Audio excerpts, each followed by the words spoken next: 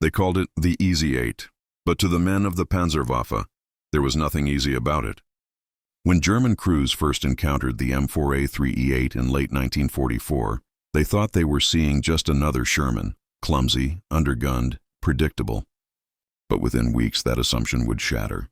Reports from the Western Front spoke of a new kind of American tank, faster, smoother, and far deadlier than before. Veterans who had dismissed Shermans as Tommy Cookers suddenly found themselves outmaneuvered, outgunned, and, perhaps most dangerously, outproduced. The M4A3E8 was not a new tank. It was evolution perfected under fire, a culmination of every mistake the Allies had paid for in blood since Tunisia. What began as a symbol of mediocrity was reborn as a precision-engineered killer. By the fall of 1944, Germany's armored corps was exhausted. The mighty Tiger I, with its 80mm Makadu K-36 gun and 100mm frontal armor, still terrified opponents, but its glory was fading fast. Production of each Tiger required over 300,000 labor hours and cost nearly 300,000 Reichsmarks, equivalent to 5 Shermans. The Panther, introduced to balance speed and firepower, suffered constant reliability failures. In December 1944, only 47% of operational Panthers in the West were combat-ready. Meanwhile, across the Atlantic, American industry was producing tanks like clockwork. Between 1942 and 1945, the United States built over 49,000 Shermans, so many that by late '44, they were experimenting with refinement rather than replacement. That refinement produced the M4A3E8. Its new Ford GAA V8 engine, 500 horsepower of aircraft-derived precision, replaced the older Continental radial. This power plant delivered smoother acceleration, 26 mph on roads, and a combat range of nearly 160 kilometers on a 175 gallons of fuel. But what truly changed the battlefield equation wasn't just the engine, it was the suspension. The Easy 8's horizontal volute spring suspension, or HVSS, transformed handling. Tracks widened from 16.5 to 23 inches, reducing ground pressure to 10.2 psi, almost half that of a Tiger. In the deep snow and mud of the Ardennes, that difference meant survival. German crews used to seeing Shermans bogged down watched in disbelief as E-8s glided across frozen terrain that immobilized their panzers. They moved like wolves, one panzer grenadier recalled near Bastogne. Fast, quiet, always together. Hans Meyer, Panzer Grenadier Regiment 902, December 1944, personal diary. But engineering alone doesn't win wars. The real revolution sat inside the turret, the 76mm M1A2 gun with a high-velocity muzzle blast of 2,600 feet per second. With armor-piercing capped rounds, it could penetrate 190mm of sloped armor at 1,000 yards, finally giving Sherman crews a chance against Panthers. When firing the newer HVAP, high-velocity armor-piercing tungsten core ammunition, penetration increased to 178 meters at the same range. For comparison, a Panther's 75mm KWK-42 achieved 150 meters under similar conditions. The difference wasn't just theoretical. Crews noticed it immediately. After-action report number 217 of the 4th Armored Division recorded, Panthers were destroyed at ranges previously thought impossible for Shermans. Crews report confidence restored. U.S. 4th Armored Division AAR, January 1945. By late 1944, Germany's logistics were collapsing. Oil fields at Ploiești were gone, and synthetic fuel production had fallen by 85%. A Panther burned roughly 2 gallons per kilometer, 3 times the Sherman's consumption.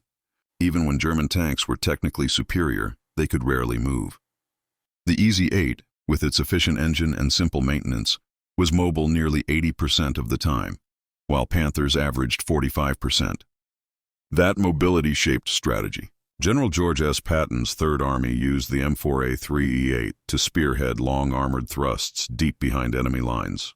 In one 72-hour period during the Saar campaign, Easy 8s covered 110 miles, an operational tempo the Wehrmacht could no longer match. On the battlefield, the psychological shift was immediate. German gunners trained to exploit the Sherman's frontal weakness now found it reinforced with a 63mm cast hull, sloped at 47 degrees. That geometry provided effective resistance equivalent to nearly 100 mm of vertical armor. Many Panther crews reported ricochets where they expected kills. "We hit it 3 times. No fire, no penetration. Then it turned its gun toward us," wrote Oberleutnant Karl Richter. Panzerlehrdivision, February 1940, after-action logbook. But the EZ-8's deadliest weapon wasn't its gun or armor. It was coordination. The American radio network gave every tank a voice in a larger machine. Each M4A3E8 carried an SCR-508 radio linked to command nets and artillery support. German crews, constrained by limited frequencies and poor signal reliability, often fought blind. On the approach to Cologne in March 1945, U.S. armored columns directed fire from multiple platoons in real time. A single EZ-8 platoon coordinated a barrage with self-propelled artillery, knocking out 3 Panthers in under 2 minutes. That level of synchronization was unheard of in German doctrine by 1945, when shortages of equipment had reduced even elite panzer divisions to ad hoc formations. Technically, the EZ-8 still wasn't invincible. Its 63mm hull could not withstand an 80mm at under 2,500 meters, and its side armor remained vulnerable to Panzerfausts. In the dense towns of Western Germany, M4A3E8s burned just like any Sherman if caught in ambush. Yet it was the margin, the balance of all its attributes, that made it so feared.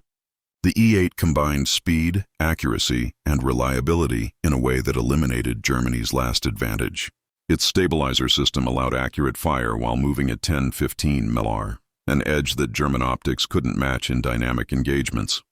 When U.S. 2nd Armored Division clashed with the 116th Panzer Division near Uelzen in April 1945, the results were decisive. German tanks fired fewer rounds and missed more often. American gunners, aided by gyroscopic stabilization, fired faster, hit first, and often hit last. Inside the turret, life was still brutal. The Ford GAA engine roared like a locomotive. Heat seeped through the armor plates. The air stank of gasoline and cordite. Gunners shouted over intercoms, loaders fought exhaustion, and drivers strained against the constant vibration of steel tracks grinding over shattered roads. Every time you fired, it was like being punched in the chest by a hammer, remembered Corporal Fred Wilson, 37th Tank Battalion, in a 1946 interview. Yet morale remained high. Unlike their German counterparts, EZ-8 crews knew reinforcements were always coming. Replacement parts arrived in days, not weeks. Each U.S. armored division was supplied with nearly 100 tons of fuel and ammunition daily, enough to keep its Shermans advancing non-stop. For Germany, every destroyed tank was an irreplaceable loss.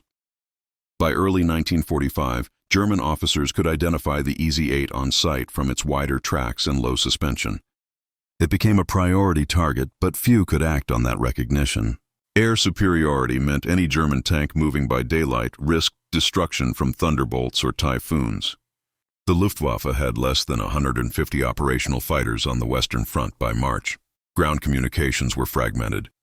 Panzer divisions that once coordinated through precision radio relays now relied on runners and field telephones. The EZ-8 exploited this chaos ruthlessly. In one engagement near Remagen, 12 M4A3E8s ambushed a column of retreating panzers, destroying 8 without loss. The after-action report noted, enemy showed signs of panic, abandoning vehicles before first shot was fired. 12th Armored Division report, March 1945. What made the EZ-8 so deadly wasn't innovation, it was timing. It arrived just as German production collapsed under Allied bombing. In 1944, German tank output peaked at 18,300 units. By 1945, it fell to less than 4,000. American factories in Detroit and Cleveland, meanwhile, were building over 2,000 M4A3E8s per month. At Lima Tank Depot alone, 30,000 workers operated around the clock, 24 hours a day, 7 days a week. The contrast was staggering. Every new German tank that rolled off an assembly line faced 10 EZ-8s within weeks. Industrial arithmetic had become battlefield destiny. The EZ-8's success also lay in its adaptability. It could mount dozer blades, rocket launchers, or deep-weighting kits for river crossings. Engineers modified turrets for improved optics, commanders installed additional track links as improvised armor, and maintenance crews cannibalized wrecks for spare parts within hours. This flexibility reflected America's logistical genius. A tank was not a monument. It was a system designed to evolve. The Germans, bound by over-engineering and precision manufacturing, couldn't adjust as quickly. Each Tiger or Panther required hand-fitted components. An M4A3E8 used interchangeable parts across dozens of production plants.